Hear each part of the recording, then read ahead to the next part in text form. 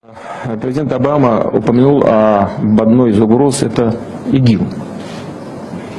Ну а кто помогал вооружать людей, которые в Сирии боролись с Асадом-то?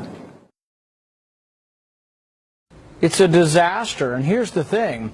We've been funding people who are allied with ISIS. ISIS is stronger because we've been funding Islamic rebels in Syria. It's a big mistake. It's a big mistake. In this video clip, you're going to hear John McCain accidentally reveal that the United States wanted to arm ISIS. So, here you go.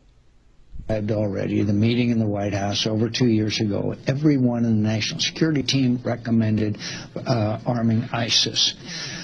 Arming ISIS. Arming ISIS.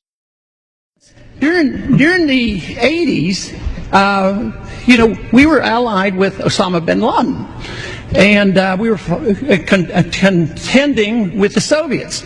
It was at that time our CIA thought it was good if we radicalized the Muslim world. So we financed the madrasa schools to radicalize the Muslims in order to compete with the Soviets.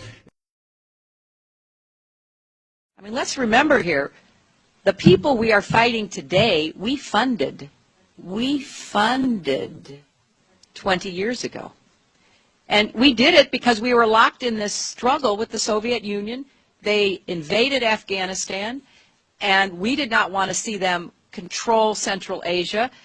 And we went to work. And it was President Reagan, in partnership with the Congress, led by Democrats, who said, you know what, sounds like a pretty good idea. Let's deal with the ISI and the Pakistani military, and let's go recruit these mujahideen. And that's great. Let's get some to come from Saudi Arabia and other places, importing their Wahhabi brand of Islam, so that we can go beat the Soviet Union. Saudi Arabia trying to destroy a monster that it helped create. My next guest tells me better late than never. Saudi prince and billionaire businessman Al-Walid bin Talal joined me earlier from Paris. Doesn't Saudi Arabia also bear so much of the brunt of the blame for the rise of ISIS and such groups? So when the Syrian civil war began, Saudi Arabia and many other Gulf countries and many other countries in the world also supported all those groups that were trying to topple the regime over there. And unfortunately, the result of that was the rise of ISIS. The rise of ISIS. We have a president that gets whipped or he bows to the Saudi king. Why?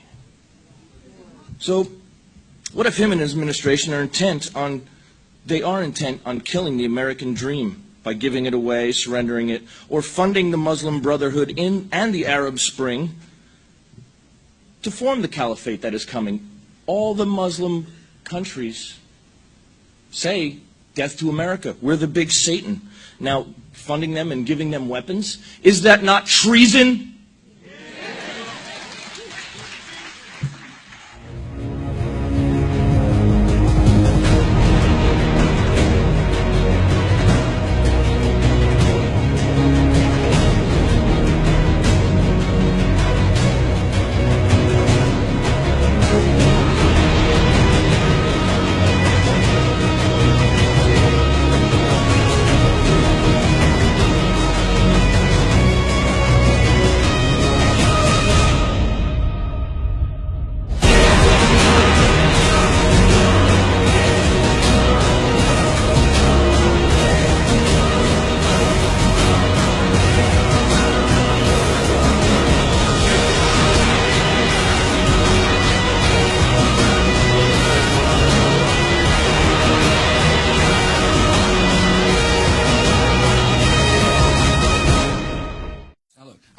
Part of the reason we went into Iraq was the main reason we went into Iraq at the time was we thought he had weapons of mass destruction. It turns out he didn't, but he had the capacity to make weapons of mass.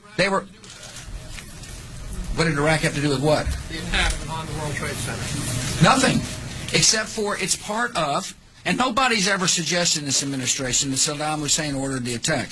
Iraq was a Iraq was a